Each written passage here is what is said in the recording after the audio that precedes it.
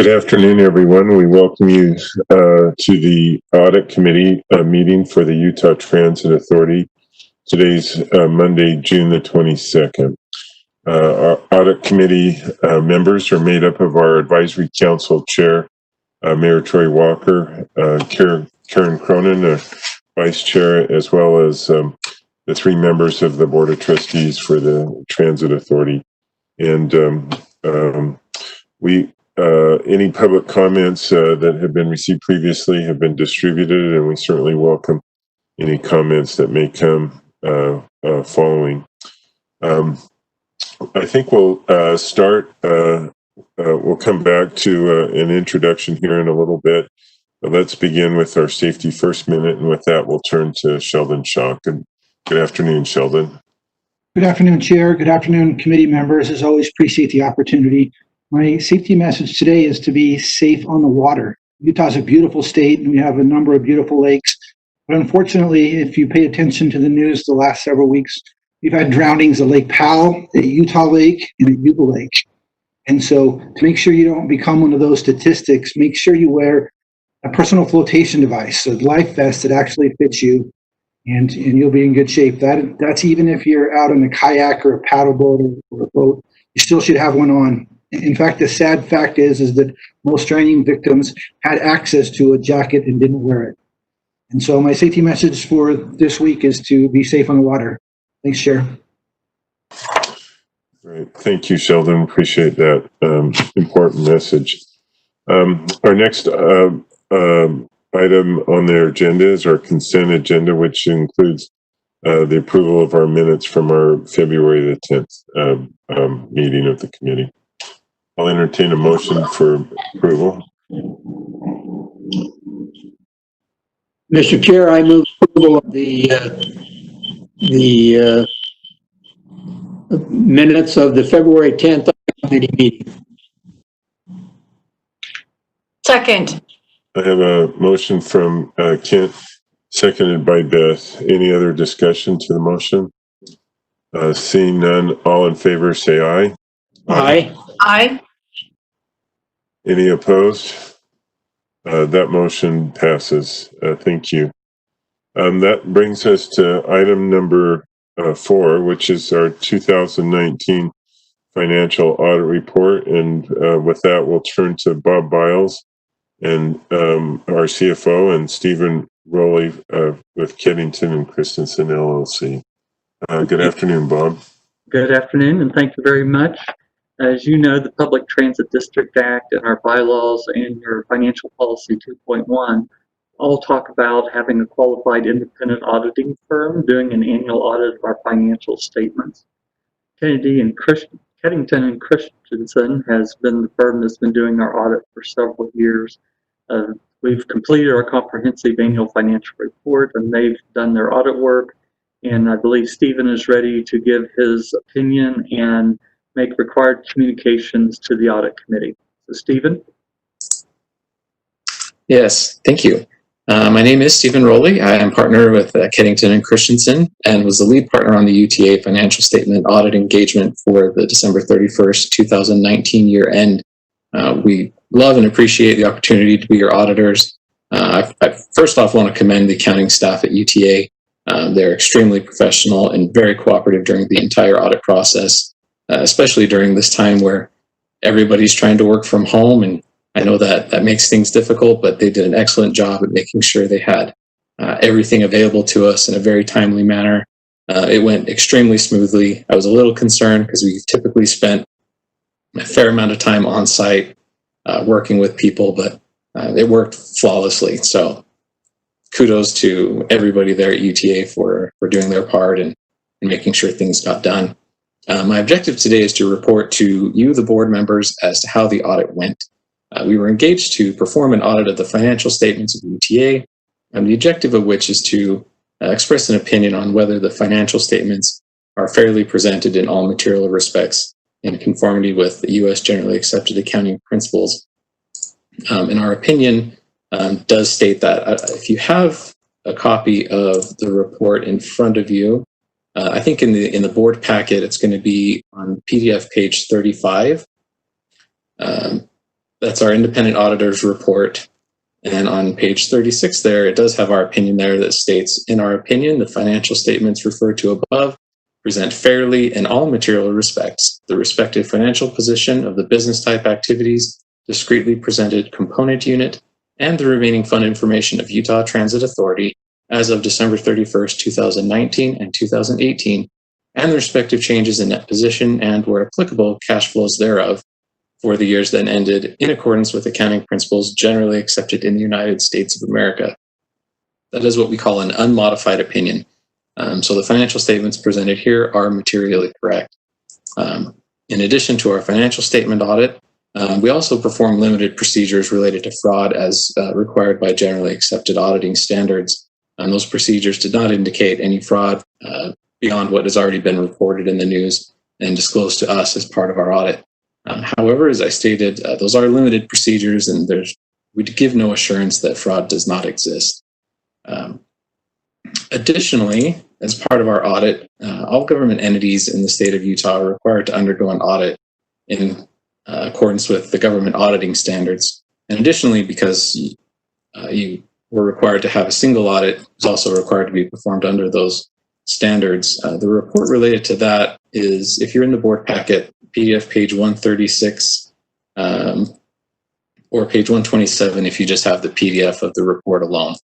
And there's two parts to this report that I just kind of wanted to point out to you so that you understand what goes on in this report. So there are two sections. The first part is related to the internal controls over financial reporting. And these are related to, so we look at the processes, procedures, and controls related to how the money is coming in, how that's being recorded, and whether it's being handled appropriately, as well as when the money goes out in terms of checks, disbursements, wires, things like that.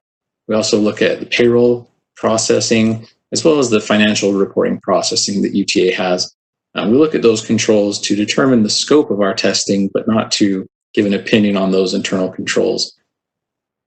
So we did look over those controls, and we did not identify any weaknesses or deficiencies in those controls that were to be reported. So that's an excellent job. I know the internal audit group at UTA does an excellent job as well, looking over those internal controls and making sure any little things are buttoned up. Additionally, the second part of this report is government auditing standards require that we look over specific instances of whether there was non-compliance with laws, rules, or grants or other agreements that could have a material effect on the financial statements. And so we ask questions and look at other support to determine that. And again, we don't give an opinion on that, but as we perform those procedures, there was no instances of non-compliance that would have a material effect on the financial statements. So that is that report. The next report is the single audit report. And because UTA received over $750,000 in federal monies, a lot more than that, they were required to undergo a single audit. And this specifically is similar to the previous report, but in this case, it's focused on the federal awards programs. So we're looking at the internal controls over compliance with those federal award programs, as well as specific instances of compliance with the requirements of those grant agreements. That report is found on page 138 of the board packet and page 129 if you have the PDF report alone. And this year, because there were so many different federal programs with a lot of funding that was received, there was actually 4 major programs that were required to be tested this year, which is pretty rare. Last year there was 3, but typically there's been 1 to 2. So there was a lot more testing related to that. But even with all that, our report on the compliance with each major federal program is at the bottom of that page, and it states, in our opinion, Utah Transit Authority complied in all material respects with the types of compliance requirements referred to above that could have a direct and material effect on each of its major federal programs for the year ended December 31st, 2019.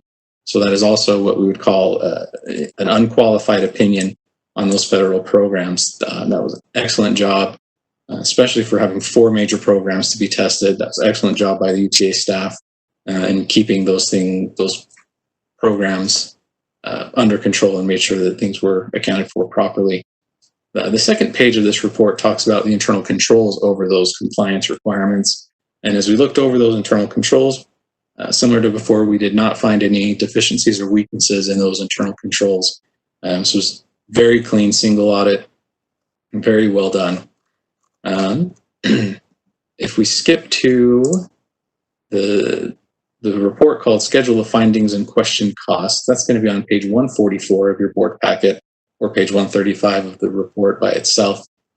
It says Schedule of Findings and Question Costs, but in this case, there is no findings or question costs. This is simply a summary of the results that happened. It lists those major programs at the bottom part of that page, as well as the threshold to determine what is a type A and type B program for testing as a major program. So those 4 programs were tested. In the very next page, you can see there at the top, there were no findings for 2019. Because this is a comparative issued financial statement, it does list the finding from 2018 that was there. In this case, the current status is that UTA has corrected the problems that were reported in the prior year and did an excellent job at making sure those requirements were met. The last report that we are required to provide is related to the state compliance audit guide. This is a guide that the state auditor's office puts out that lists the types of compliance requirements that the state auditor's office wants us to look at and determine whether there was compliance there. Again, this report also has 2 parts in terms of we're looking at the internal control over compliance with those state compliance requirements, as well as specific instances of compliance related to those items. This report is found on page 148 of your board packet, or page 139 if you're looking at the PDF by itself. And there's the areas that were required to be tested this year was, for example, budgetary compliance, restricted taxes, and that list is about 1/3 of the way down that first page. So we look at the internal controls related to that, and we did not identify any weaknesses or deficiencies in terms of those state compliance requirements. And additionally, our opinion on compliance is that Utah Transit Authority complied in all material respects with the state compliance requirements referred to above for the year ended December 31st, 2019. So again, an unmodified or unqualified opinion on the state compliance requirements. So between all of that, there were no findings to report. There were no weaknesses or deficiencies. So very clean report, very clean accounting done this year. Let's see if there's anything else I need to go over real quick. A few other things. For your information board, there were no difficulties encountered during the audit. Even with all the coronavirus and COVID-19 restrictions, working from home and doing our part there, there were no difficulties there. There were no uncorrected misstatements in these financial statements. There were no disagreements with management. So all in all, it was a very great experience. We always appreciate working with the UTA staff. They do a wonderful job. And that is my report. I'm welcome to answer any questions you may have about how the audit went. One question I had, and I realize that you're primarily testing financial things and not necessarily risk factors. Those are probably more toward our internal audit, but did any of the standards change or modify because of the COVID-19 items, things that you look at, or is it pretty much the same package that you would have done a year ago? The only thing that changed with the standards in regards to COVID-19 was that they extended when some of the newer standards were to be implemented.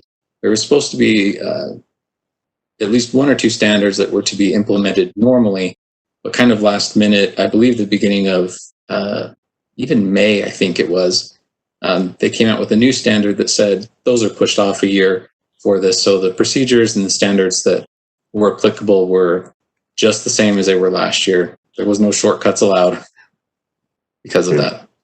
Good question. All right, good. Any other questions from the audit committee?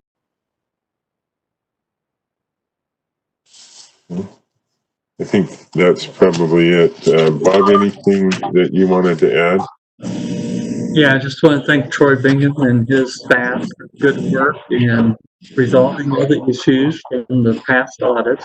And then what will happen from here is this will go to the full board on Wednesday for acceptance. And then from there, we'll submit this to the annual Board of Achievement for Financial Reporting before June 30th to the Government Finance Officers Association. It looks like I would entertain a motion to recommend acceptance of the 2019 Financial Audit Report. So moved from Karen. A motion from Karen, seconded from, let's see, who did I heard a male voice. Was that you, Kent? Yes. Okay. So, motion from Karen, seconded by Kent, to recommend acceptance of the 2019 Financial Audit Report. All in favor, say aye. Aye. Any opposed?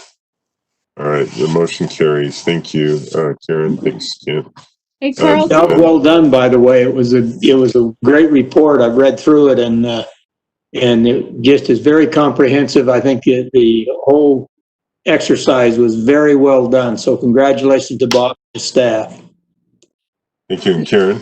I just wanted to echo that too. I've been involved in many audits, and very rarely do you get any without any findings or recommendations for improvement. So a big kudos to UTA and Bob and his staff. Great. Thank you. Thanks both for those comments. Well, with that, that'll take us to item number 5, which is external financial auditor selection process consultation. And with that, we'll turn to Troy Bingham. So we got done with one audit, but it looks like we need to get some auditors for the next few years.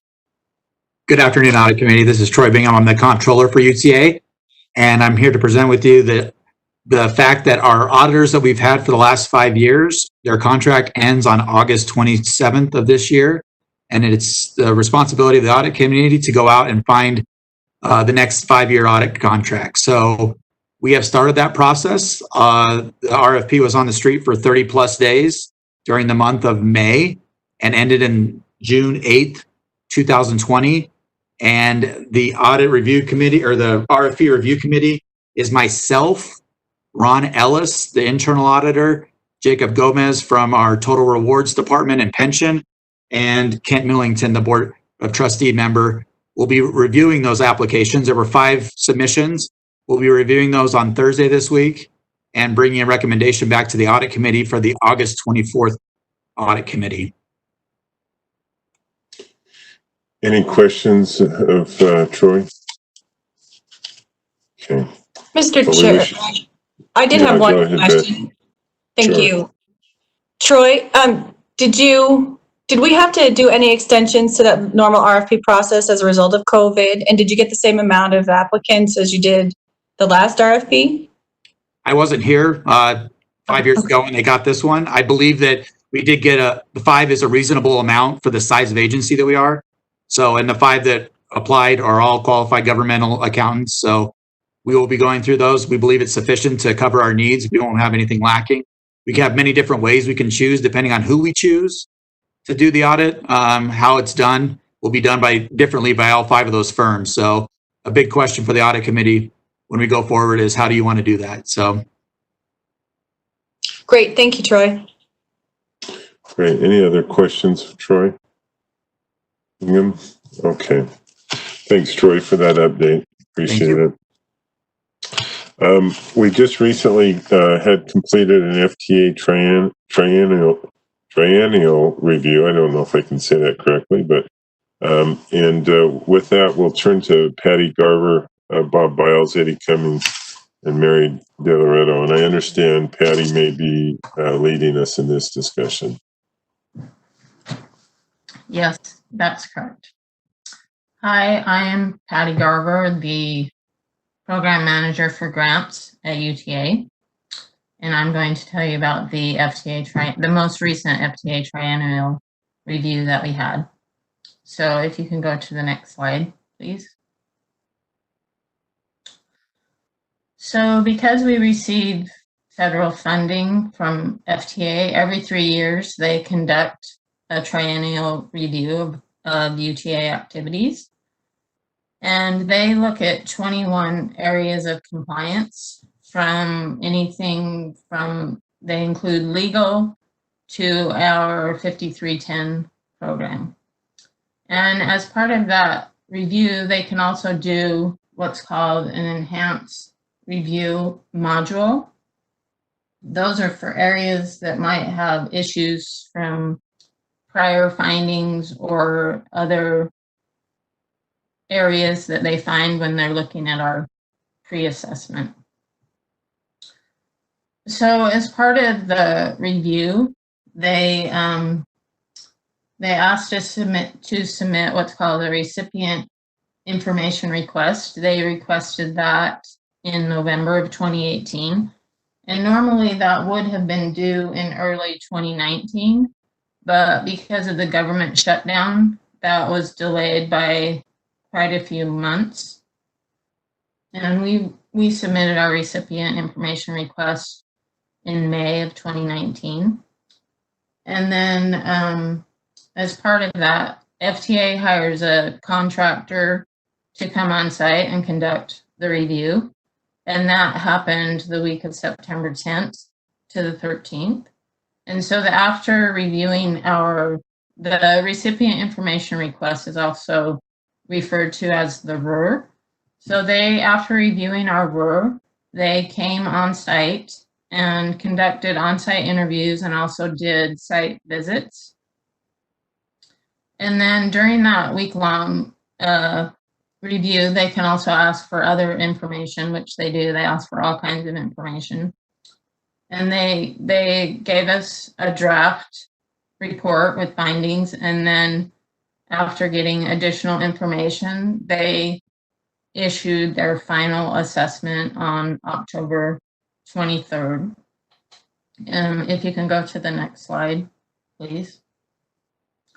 So as a result of the 2019 triennial review, 18 of the 21 areas, there were no deficiencies. They had 3 findings. The first one was in financial management and capacity deficiency. And this one had to do with, in 2017, UTA made a change in the way that in the chart of accounts.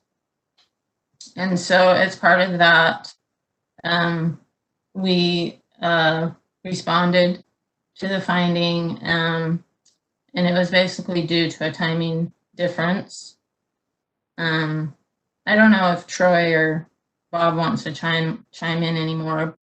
Once I go over the findings, you guys can comment if you'd like. So that finding, the response was due in January, and the response was sent to FTA in early January. The second finding was in technical capacity and awards management. They required, for many years, it has been required that we submit a program of projects for our 5310 program. And at this review, they had a finding because that hadn't been submitted. And also they wanted a procedure of how that was going to be submitted to FTA. And that finding, a response was due by the end of October, and that was submitted in October. The third finding, if you can go to the next slide, please. The third finding was in satisfactory continuing control. And this was also part of a finding from our previous triennial review. So FTA wanted a complete and accurate list of all equipment that UTA has. And they wanted evidence that a physical inventory of grant-funded equipment had been conducted. And also they wanted procedures of how the inventory was conducted of grant-funded assets. And then they wanted procedures of, they wanted us to update our procedures on asset management. So for this finding, specifically, Bob created a cross-functional team to address this finding because this was the most complicated finding that we had. And those, a response to this finding was due in March, and it was submitted actually prior to March 13th. If you can go to the next slide, please. So all of our responses to the findings were submitted in within the time frame that FTA requested, and they replied with a closeout letter on March 19th saying that all of the findings had been closed out and the deficiencies were resolved. So I don't know if Bob or I think Eddie had some additional information to. Yeah, I'll be happy to comment first, and Eddie may want to chime in too. You know, part of the cross-functional team on the procedures was just to develop the procedures and get them into a format that's acceptable to FTA. We still have to roll those out a little bit. We're waiting for IT to help us, you know, to get some time in their busy schedule to help us do an electronic submittal form so that people in the field can choose the asset that they're trying to put into the system when it's purchased. And it will say, here's all the fields you need to fill out, and then electronically move it through our system all the way to getting onto the asset records. We're doing the same kind of thing for any assets that get transferred between operating units, as well as for disposal of assets. So we have the forms developed, that's in development to do it electronically. But in the meantime, we still need to put together some training and get people familiar with how to complete those forms for the assets that have been purchased earlier this year. And, you know, Eddie and Mary and I formed this cross-functional team and helped. We have 25 people involved from across the agency in determining what the best procedures were, and took the opportunity to do some internal improvements too. So, Eddie, Mary, anything else to add there? No, the only thing that I would add is just for the audit committee to keep in mind that we're happy to get this triennial findings closed out, but don't confuse this with the SGR internal audit. You know, we still have some work to do in that area that was identified, findings that were identified in the preliminary assessment that the internal audit team did. So we'll be continuing to work on those items. And I just wanted to thank Patty's team. It was a lot of work getting ready for that triennial, and thought we did a really good job responding within the time frame. So thank you to Patty and her team for that. And I guess one final comment. I know that you know, the inventory of assets at one point that involved going to the top of a mountain with a snow, almost not quite a snowmobile. I don't know what it's called, but it got stuck. And some people were up in the snow at the top of the mountain for a little while and got sunburnt from the amount of time they were up there. So this was not an easy task, and Troy and some of Eddie's folks, and I'm not sure who else in the agency, really put in a lot of time to get those assets straightened out. Bob, I don't know if you're the one to answer this question. In the very first finding, Patty, you mentioned there was it looked like a reconciliation between, I guess, a grant system or a grant spreadsheet and our GL. Is that process a manual process, or is it an automated process? It seems like with the number of grants, it sounds kind of clunky if you had to do that manually, but maybe it's easier than I'm imagining. Or maybe I misunderstood the finding wrong. Yeah, that one had to do with the change of a system. Troy could provide more on that. But as far as grant tracking, we're trying to automate that system now. So, and also as far as assets and grant funding goes, that is being worked on every day. Yeah, so it's just keeping those two reports synced up. And what I recall is just a timing difference that some of the dates were a little bit different in one report than another, so they didn't come up with the same totals. We just had to go in and change some dates on some entries. And Troy, so is that Troy Bingham? Is that system getting automated? The grant system? So we currently do have it automated. What happened prior to me arriving here is we went through an in-system chart of account change. So all of our chart of accounts when it came to capital projects and grants were changed. So when the triennial came in, we could only generate 2 reports for capital projects that existed prior to the change and existed after the change. So what they wanted us to do is put those into one single report. So what we did is we restated the current system by going back into prior years and changing those chart of accounts for just those 4 projects. So it was a lot of work. That's why we've avoided doing it for a long time, but we were able to get it done by the beginning of this year. Okay. Helpful. Thank you. Any other questions for Patty or the rest that commented on this particular item? Mr. Chair, I had a question. Yeah, go ahead, Pat. Thank you. I don't know if this is for Bob. I'm just curious. So the FTA indicated that there were some procedural changes that needed to be made. Did any of those impact structurally how on the accounting side, or is this all just on the grant management side?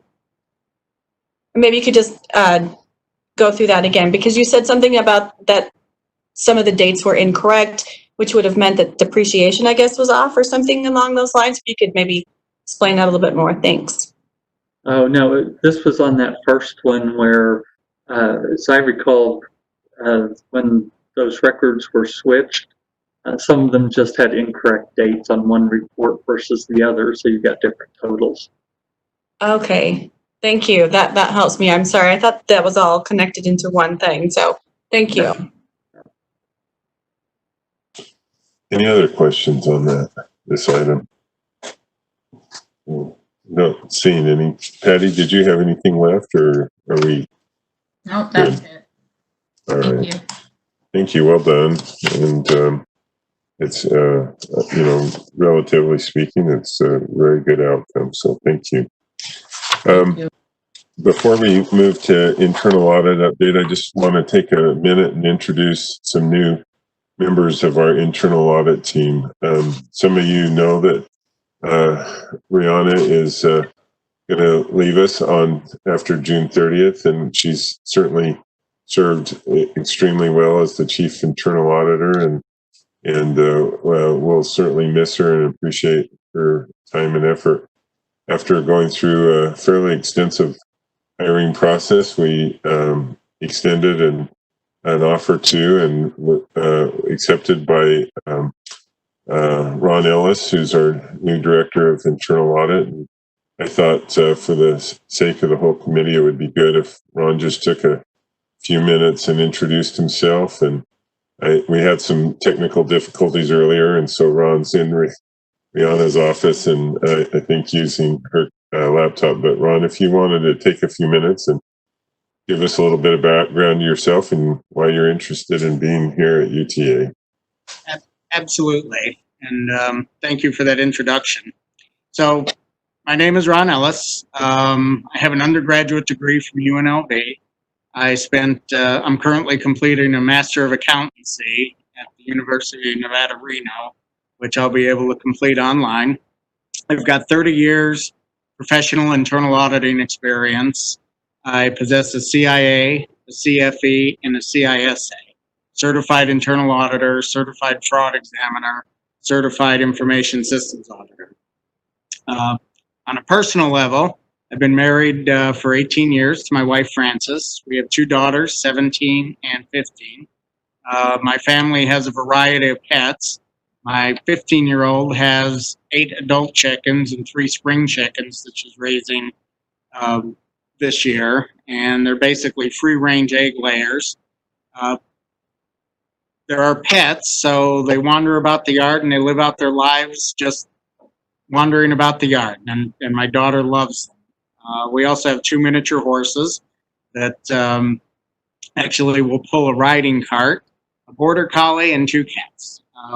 What attracted me to this job was the excitement and the variety of what I can encounter from day to day, Salt Lake is not a bad place to be. Great.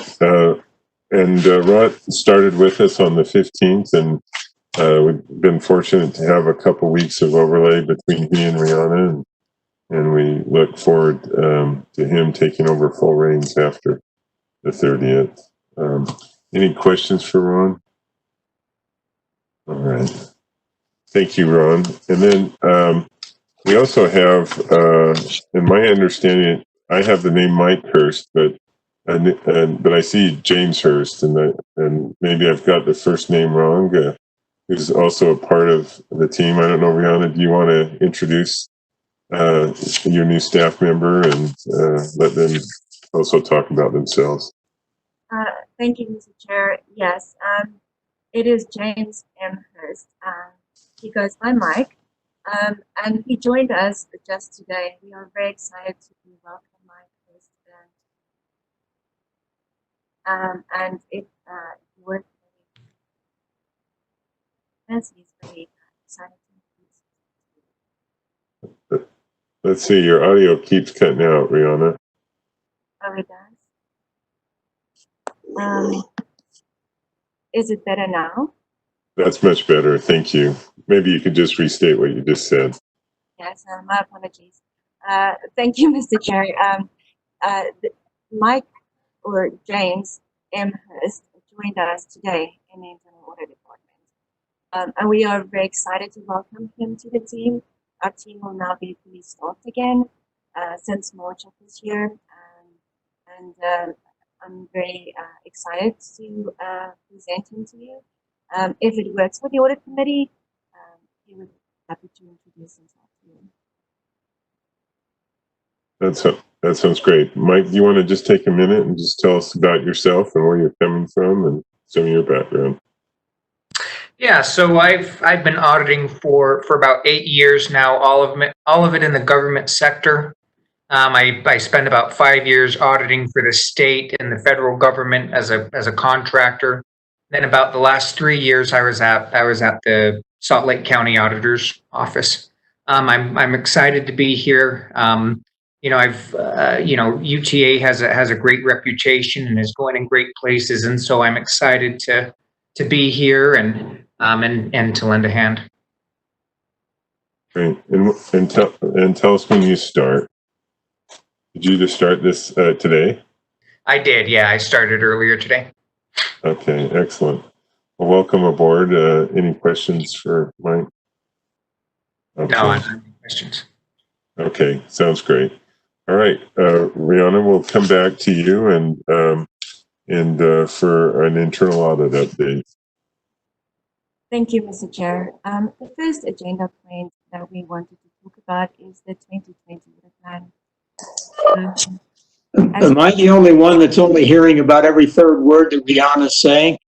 Yeah, I'm I don't know. same situation. My apologies. Is it better now? Yeah. No.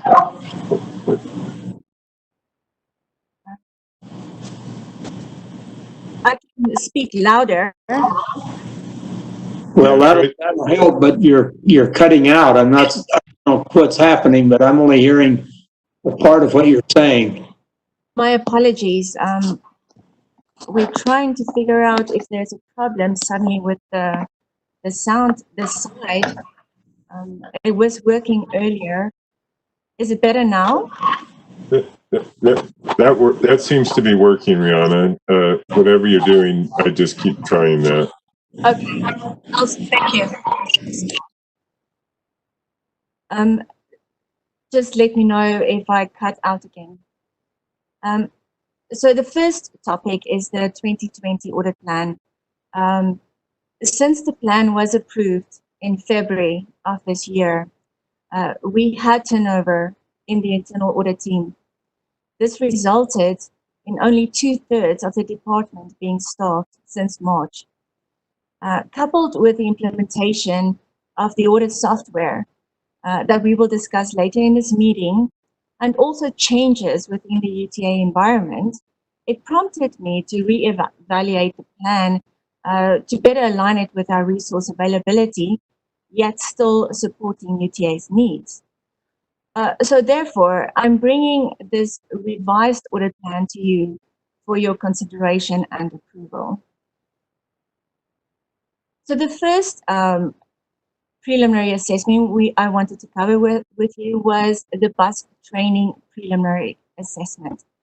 One of the changes in the UTA environment is a new learning management system that will be implemented towards the end of this year.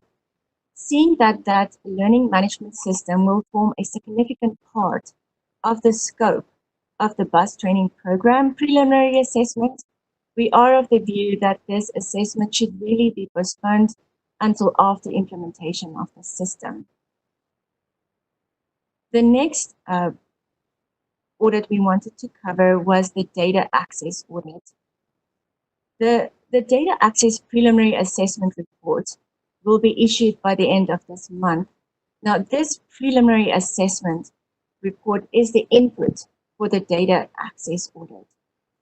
Seeing that management needs time to make the corrective actions, and there needs to be a period that the newly implemented controls are operating before internal audit can audit it, the data access audit would be best positioned for early 2021. Then I wanted to cover the last two. That is the accounts payable follow-up and the payroll follow-up audits. The accounts payable audit report and the payroll audit report of 2019 were both issued at the end of this month, at the end of May, excuse me.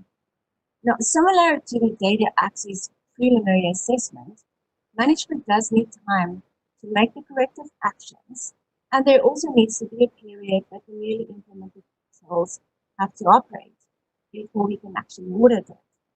Therefore, similar to the data access audit, we are recommending that the follow-ups for these two audits are postponed to early 2021. My last comment, those are the four that I wanted to bring to your attention. So while I have discussed this revised audit plan with the new director of audit, he would certainly need time to become more familiar with the internal audit plan, at which point he may bring more recommendations to you regarding it. However, for this time, at this point in time, we believe it would be appropriate to bring this recommended revised plan to you. Thank you. So there's some proposed changes here as outlined by Rihanna. However, are there any questions from the audit committee about those modifications? Mr. Chair, I just had a quick question. Sure.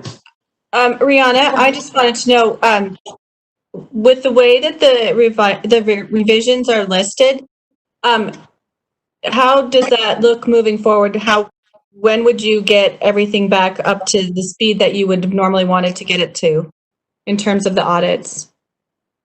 Well, now that the team is fully staffed, it will put Ron in a position to reevaluate the timing and the scope of the remaining audits on the plan, and to ensure that it covers or addresses the needs of the risk environment. The four that we are recommending to be postponed to early 2021 would certainly be well positioned to be covered in Q1 of next year. But as I mentioned, Ron or the new audit director would need time to reflect on how he wants to proceed with the timing of it, but we feel confident that it can be covered in the remaining. Hey, Rihanna. You cut out at the very end. I'm sorry. Yeah. Could you repeat that? Oh, go ahead. I'm wondering if we just take a short break and see, maybe they could, Janet could just run over to the office and have you call in on your audio. I can sign in, yes. Use your video. Your video's fine, but I'm wondering if you call in on your audio if that would improve the audio for folks. Okay, thank you. We'll just take a short break and just take a minute or two and let you see if you can connect by audio. Yes, I'll do that. Thank you.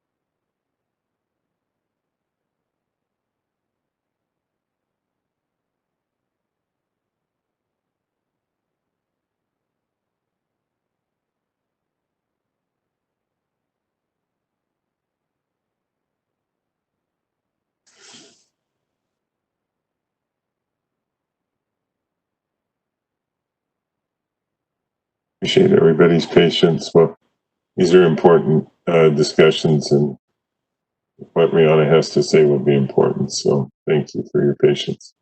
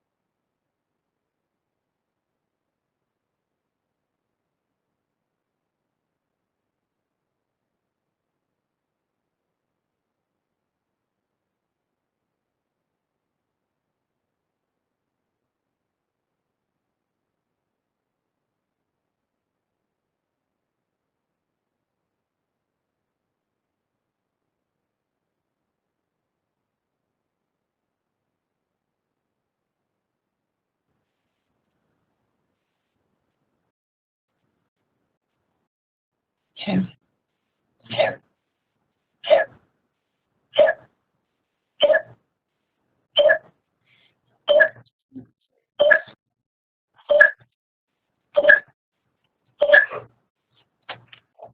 Okay.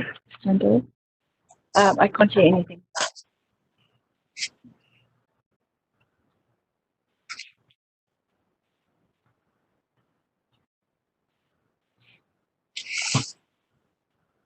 Okay. Rihanna, can you hear now? Yes. Yes, Okay. I can hear you now. Thank you. Okay, that's a lot better. So thank you.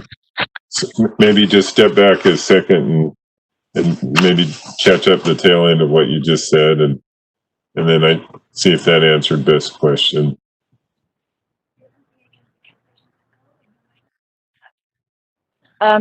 Thank you, Chair. Jenna just wanted to finalize something around my sound here. Excuse me. Sure. Yes, it's muted.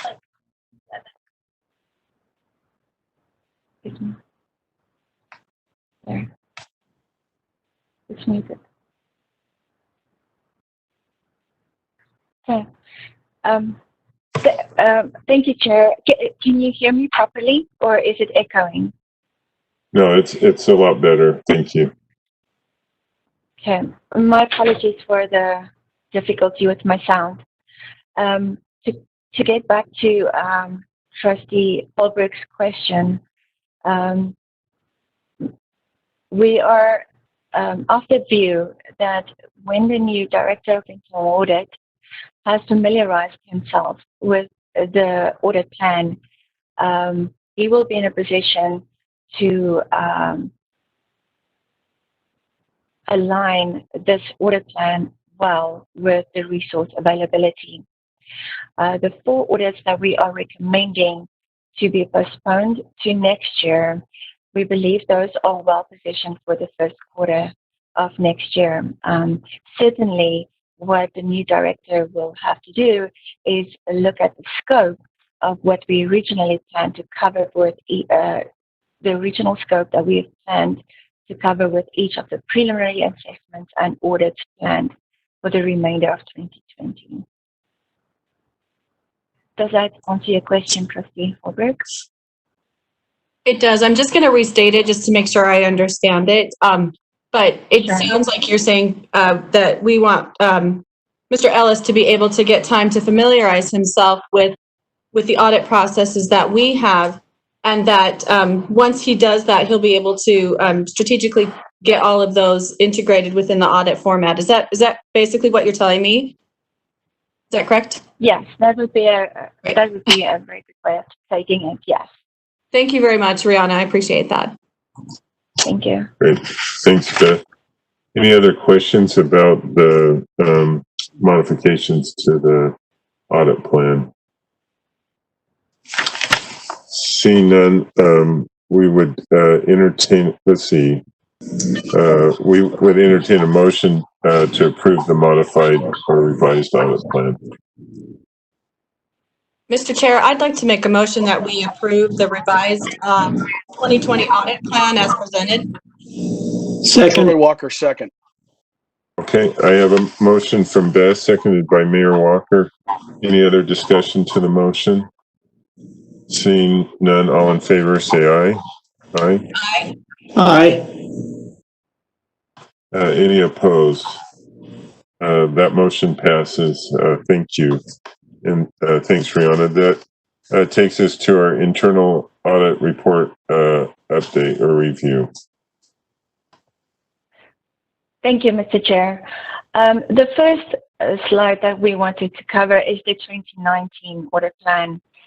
We are excited that we have made a lot of progress with it. It has been completed.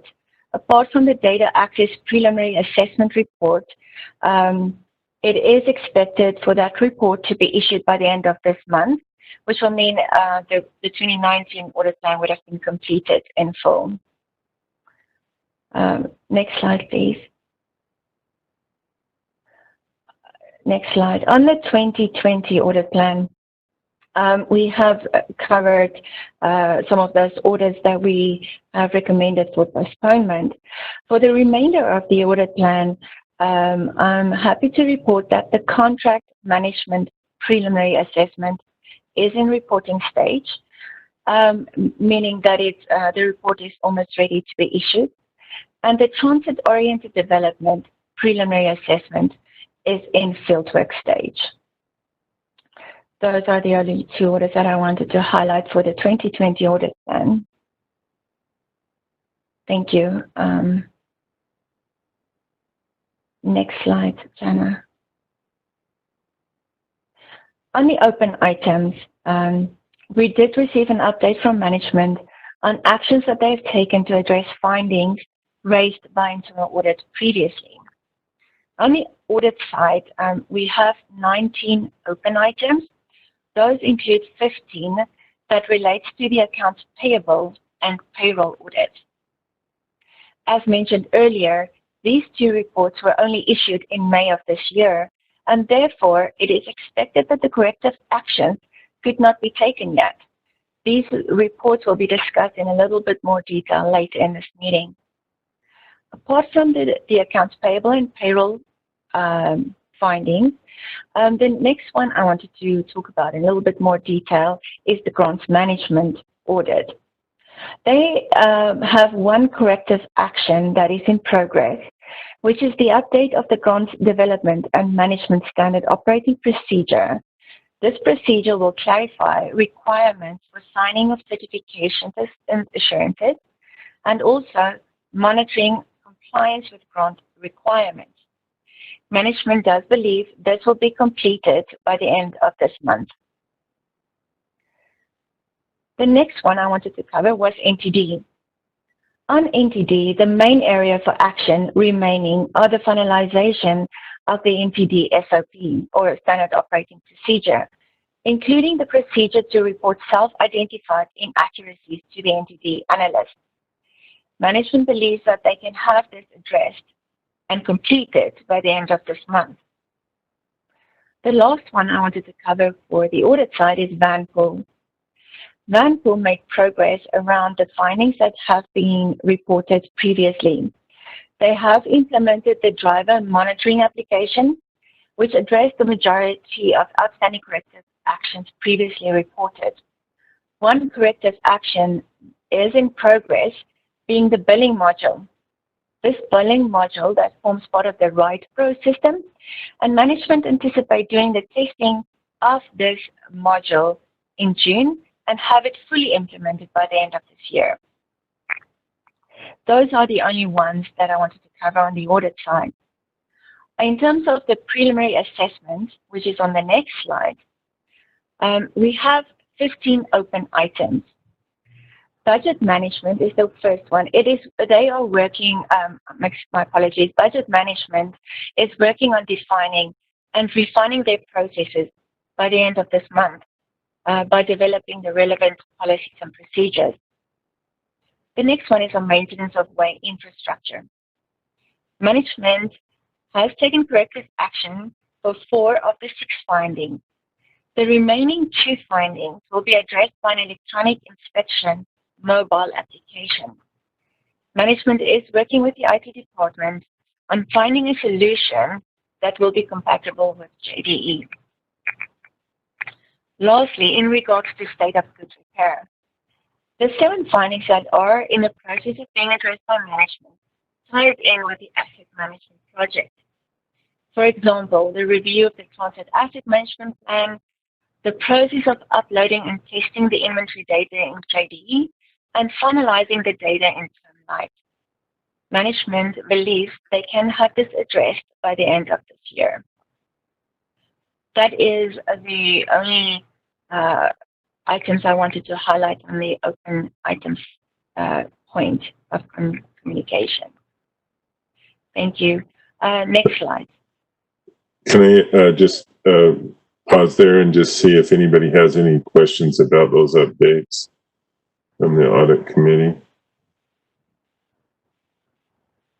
Okay, looks like we're good. Some good progress on a number of those, so thank you, Rihanna. Go ahead.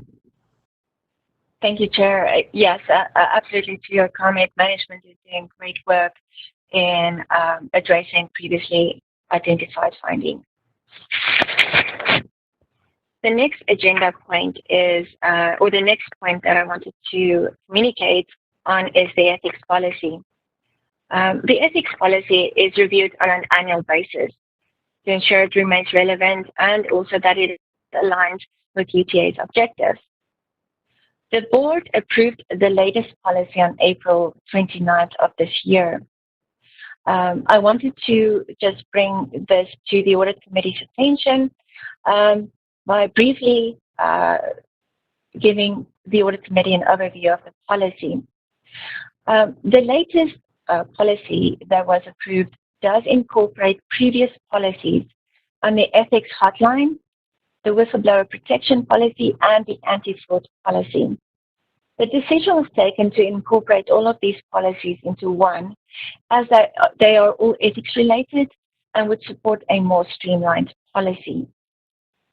Now, important aspects that we wanted to highlight about the newly approved policy are around conflicts of interest, meals and gifts, and outside employment.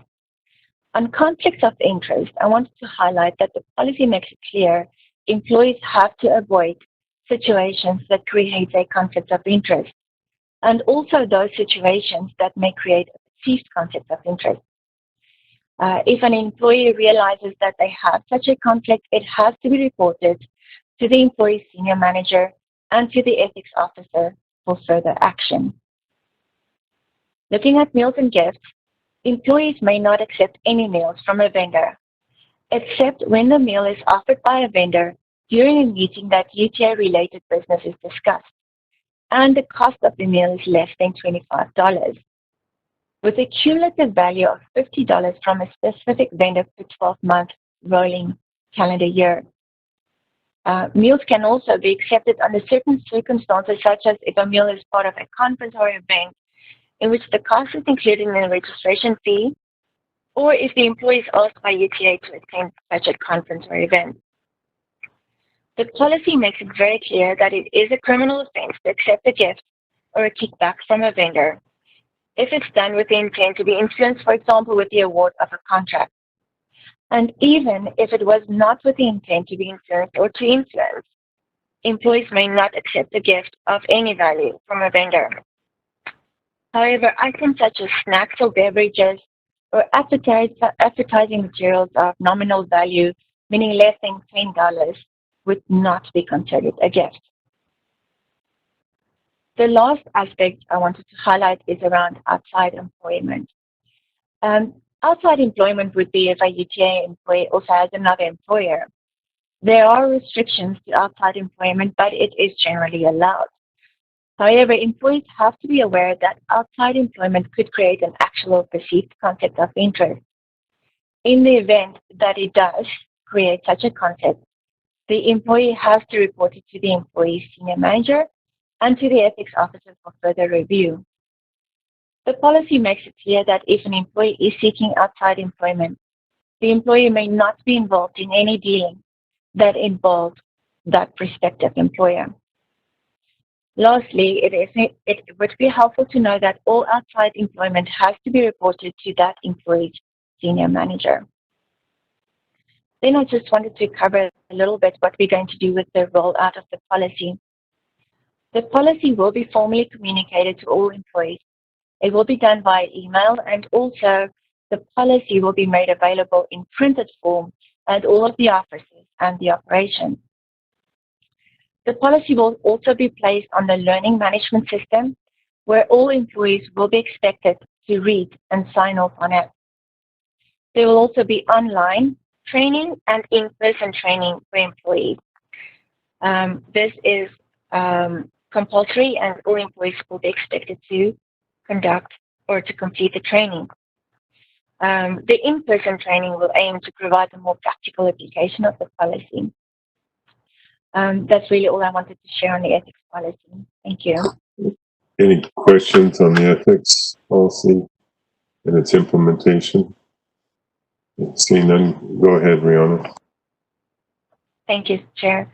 Then I just wanted to briefly talk about a fraud risk assessment that is in process. The Office of the State Auditor has communicated guidance to all state agencies, and this guidance has been put together to help government board members understand best practices in fraud detection and prevention. This directive that was issued by the state auditor to all agencies have to, the guidance that we have received is that the fraud risk assessment has to be completed and presented to the board prior to the end of the 2020 financial year. We are working on that fraud risk assessment, and I'm happy to report that we believe it will be timely submitted to the board. So this is just a heads up that we are working on the assessment. Thank you. Any questions on that one? Okay, next one.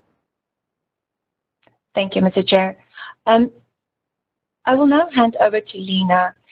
She will be talking a little bit about the new audit software called Audit Board that we have procured to help us perform our internal audit processes. Thank you, Lena. Can everyone hear me fine? Don't be afraid to talk loud. Okay, good.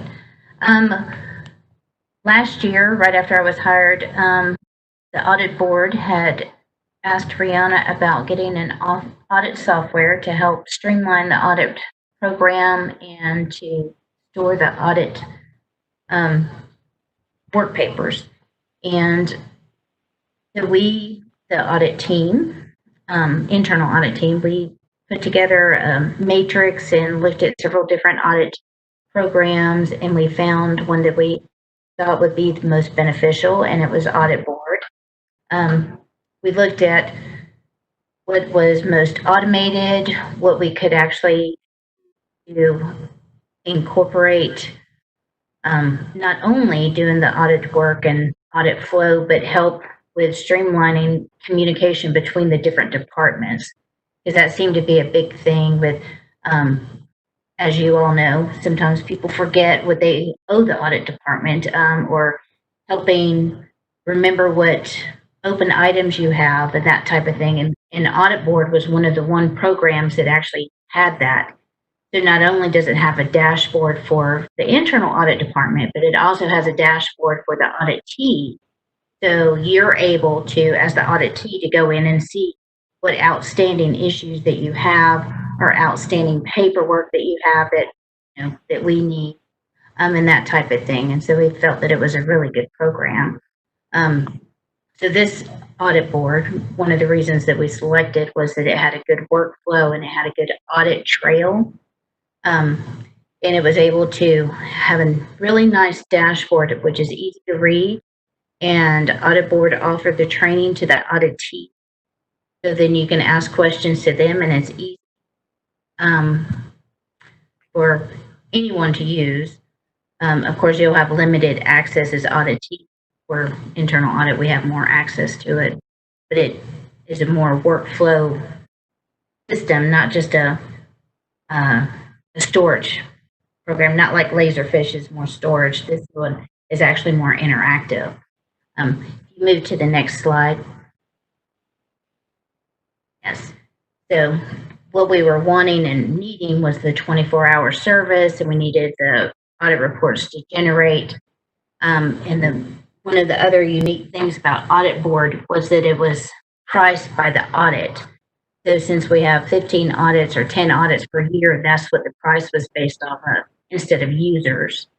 So we can have everyone who needs access to Audit Board to have access, and the price doesn't change. So as an executive, you may want your managers and supervisors to be able to answer the questions that we need answered through Audit Board, and it doesn't cost UTA any more money to have those read-only access or respond-only access to the Audit Board program. So it was extremely beneficial and very integrated, we felt, anyway. So we've started using it. We're not fully using it yet. We've kind of softly started using it. And now with the 2 new additions into the audit program, into the audit department, they'll be getting up to speed and using it more.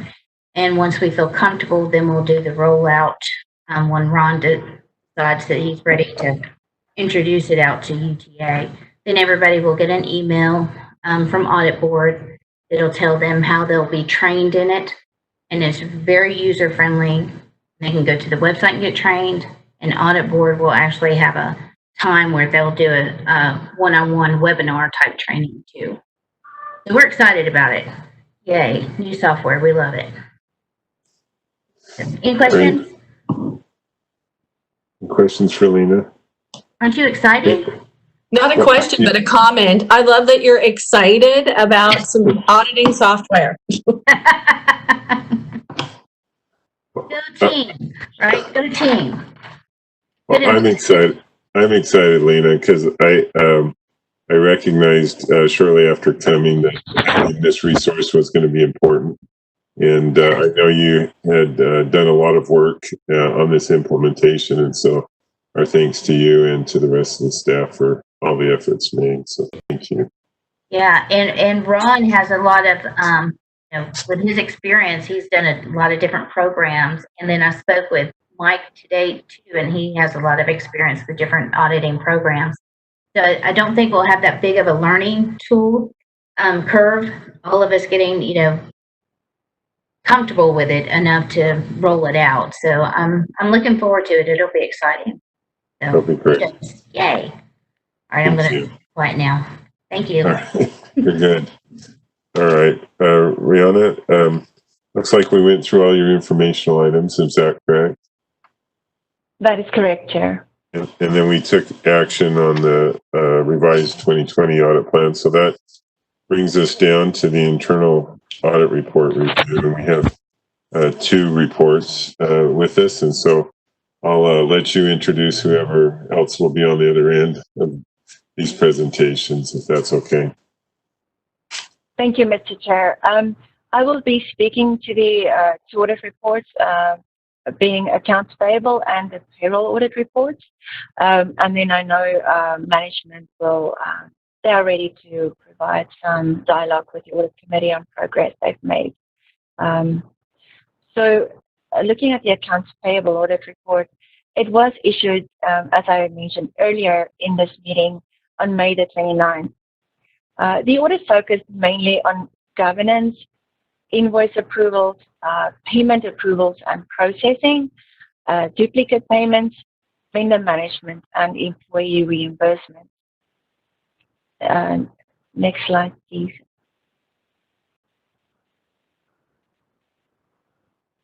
Thank you. Next slide. The audit found, thank you. The audit found that management made progress in providing stronger guidance to employees on standards of procurement and payment processes. Also, system controls around intolerances have been implemented by restricting AP coordinators from matching invoice unit quantities and prices for more than what was approved on the purchase order. Also, the AP supervisor performs periodic reviews of the goods received not invoiced, which reduces the risk of late payment and unused credit. At the time of the audit, the most critical inherent risk that remained was limited controls in place to validate payment approvals of standard invoices and employee reimbursement. We understand, though, that management has implemented compensating controls to mitigate the risk until the AP process is automated for invoice approvals. We are very happy to report that management does perform a review of invoices before batches are processed for payment. However, it does not include a review of items paid in other batches or by other payment methods to ensure valid accounts payable payments.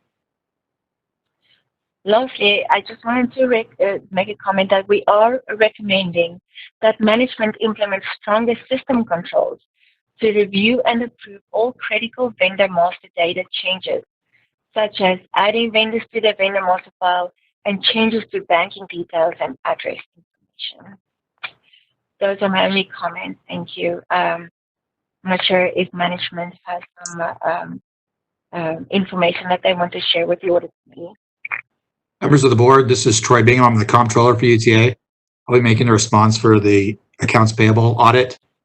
So as of March 20th with COVID-19, we were forced to move up our internal electronic approval routing system. And we are currently working through the bugs on that, but we have implemented an electronic routing system to get electronic signatures on all invoices being paid, which has allowed us to free up time to focus on some of these other challenges that Rihanna's pointed out.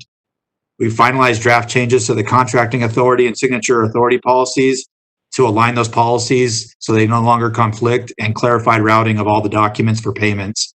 So we will be introducing those policies through the proper channels here at UTA by the end of this month so that we can start those documents for approval, and then start training to the idea of the new contracting policy and a new signature authority policy.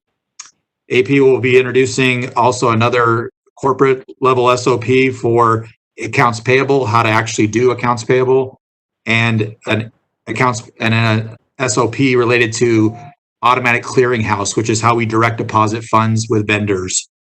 At the same time, to codify, and this hopefully will be done by the end of this year, it will hopefully allow us to streamline the process of getting vendors paid here at UTA, and again, free up time for more of the audit findings that have been addressed here in the internal audit.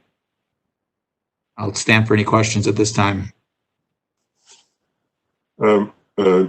To Troy Bingham, Troy, what is left on the automation or system integration? I remember seeing a series of emails about submitting invoices and those kinds of things, which I think lends to the signature gathering piece of assuring that the right people are approving. But are there more system integrations to come? What kind of thresholds or there's still 3 documents. Sorry. There's still 3 documents that need to be integrated into the system. The employee reimbursement document is still a manual paper process that gets reviewed in accounting. The second one is the request for payments when a vendor doesn't have an invoice. Those are still manual, and we're looking to integrate that. And then I think the last one is standard payments like we pay to utility companies. Given the timing and how quickly we have to turn those payments around, the review happens after the fact. So we're trying to put things in place after the fact that we'll have some sort of review of those utility payments. Questions for Troy Bingham? Yeah, Troy, this is Kent. Yeah.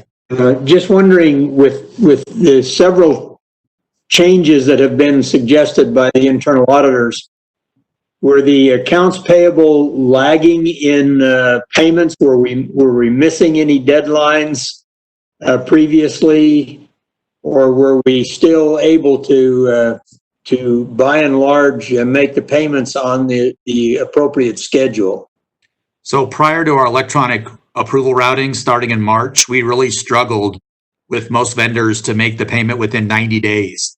We know that state law requires us to make that within 30 days. So the electronic payment system will help us better figure out those bottlenecks that are taking so long in the approval process to get us down to 30 days. But we still struggle. We're probably at about 60 days right now on average. Okay. Some vendors do get paid in 30 days, but there is a lion's share of, especially the large contractors, that it takes a long time to make it through the system here. And that's because it just the review process takes such a long time? Correct. I feel like there's a lot of review and there's a lot of redundancy. So maybe cutting back on some of that and figuring out what's slowing us down will help us get there. All right. Thank you. Other questions for Troy? Okay. Rihanna, come back to you. Thank you, Mr. Chair. The next report we wanted to talk about was payroll. Next slide, please. Next slide, please. Thank you. The payroll audit report was also issued on May the 29th of this year. The audit focused mainly on governance, payroll processing and payments, and accounting for that. Controls in the people office only as it relates to payroll, the ERP system, and then bargaining unit timekeeping and application administration. Next slide, please. The audit revealed that management made a lot of progress in addressing risks identified in the preliminary assessment by better establishing the responsibility, authority, and accountability of the payroll process through the design and implementation of policy and procedure 3.1.10, pay processing and payment, pay processing and management. SOPs have also, or my apologies, standard operating procedures have also been designed for the maintenance and operated timekeeping and system. Management designed a review process for user access to the HR information system applications and data, and a system control has been implemented to require approval of journal entries. So as a result of the work management performed since the preliminary assessment was completed, internal audit was in a better position to assess the remaining inherent risks in more detail and add additional recommendations to mitigate those risks that were identified. So at the time of the audit, there were some risks that remained. Those were in regards to employees having more access to data than what they require for their roles and responsibility. The risks related to these abilities were elevated considering that there were limited oversight and monitoring controls to review the activities to assure they are valid. It is recommended that access is removed where not required.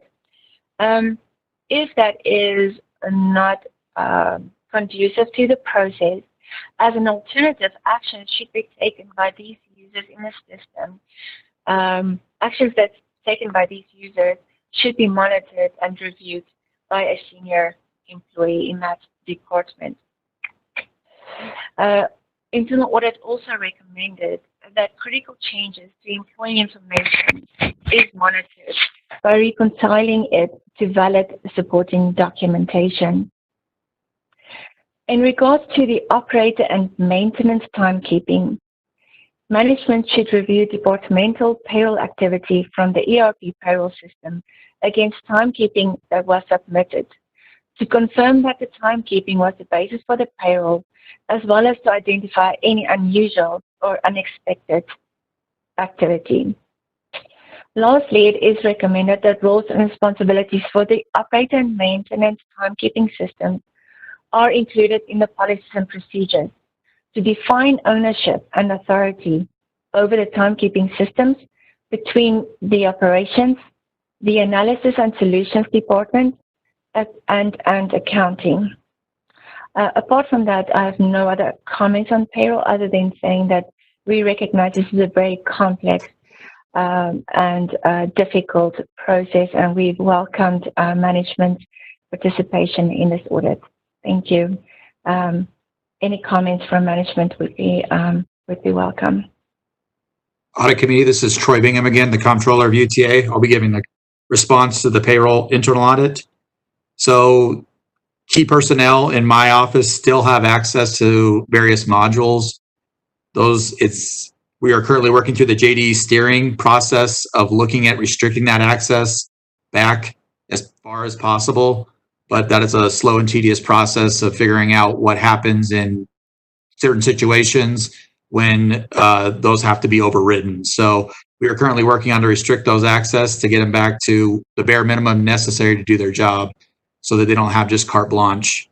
The other biggest development in payroll is that we have started the process of introducing the second timekeeping system that will get us down to 2 timekeeping systems.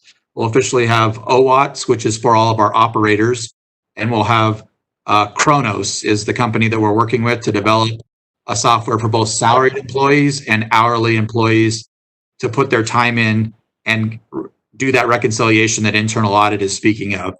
The current implementation date for that is set for October 8th, 2020. And we are currently developing policies that are necessary to run that system and develop that internally so that we can get those available for system development by the October deadline.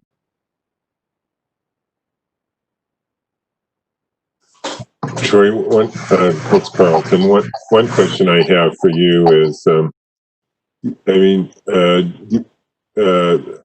first of all, you get 2 of the most fun and enjoyable audits all in one day, but they're both potentially high risk and in the sense that if something went astray, it could have a cumulative challenge. But do you feel like with the implementation of the new timekeeping system and maybe some other refinements as you work through your levels of access issues. Can you get yourself to a point where you feel like you'd have a reasonably good check and balance on payroll processing? Yeah, we felt that this Chronos step was the big missing piece, that we weren't able to really address a lot of these things until we could get a better system of reporting into JD Edwards. So we felt that this is the necessary step we need to take, and it'll get us to where we can have a clean internal audit of payroll. Yeah. Let me look to colleagues if they have any questions. So, Troy, this I just had a question. I heard you say October of this year. Would that be for the entire JD Edwards? I'm so sorry. It sounds like I have a lot of feedback on my microphone there.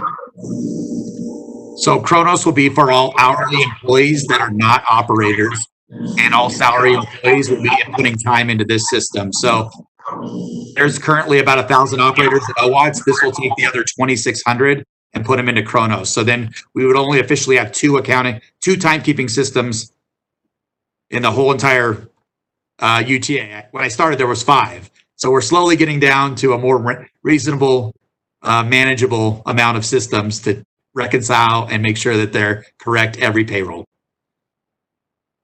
It's good to know. Thank you. Troy, this is Kent again. Just wondering if what's the level of inaccuracies that we currently have been experiencing in our payroll on our biweekly basis? So when we started this process, the payroll initially, the preliminary review of this, I think we were estimating close to 90 to 100 errors every pay week. So one of our biggest focus was focusing on OWATS as our operators, and we felt that system had the most errors in it. And now we review that every week as a group, management team, and go through every one of the exceptions to that system and make sure that they're legitimate. So we think we've taken those errors down to less than 1 every payroll week. Excellent. Good for you. Yeah. Good job. Thank you. I think if I could just add to that a little bit, I think please, thank you. One of the big items has been that we've been getting reports generated that management can look at, and they can identify if there's any discrepancies. And so we see that, in a timely manner so that, changes or corrections could be made. So I think that's been a big help in this process of identifying errors. Good point. Thank you, Eddie. Any other questions or comments? Brianna, should come back to you. Anything else? No, Mr. Chair, this was all from our side. Thank you. Unless there's something else. Well, I think that that concludes audit reports, and I would just note for 2 things. First of all, would note that although he's kind of left us, this is Bob Biles' last audit committee meeting. He is threatening to retire in August, and Bob, I've not seen you count any days till your departure. Are you sure you're still leaving in August? You mean 46 days? Well, Carlton, you had to ask. I was just baiting him. Yeah, I figured you were.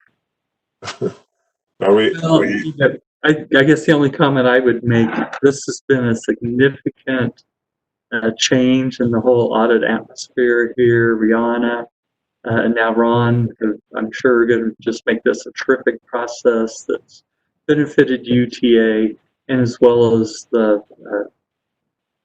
public, who supports UTA. So it's been a good process. Well, we certainly appreciate you and your team's efforts, and I think the recent audit report earlier in the meeting is an indication of a job well done. But certainly are grateful to the progress we are making on things. So thank you. And then I would just note that certainly wish Rihanna the best, and as she transitions to her new adventures, and glad that she had a train stop here at UTA. So thank you, Rihanna, as well. Thank you, Mr. Chair. If I may, I just want to thank. I want to thank the board, the audit committee, Karen, the executive director, certainly the executive team, and the wonderful UTA employees for the opportunity to work with them. This was a great experience, and I will take all the learnings with me in my future career.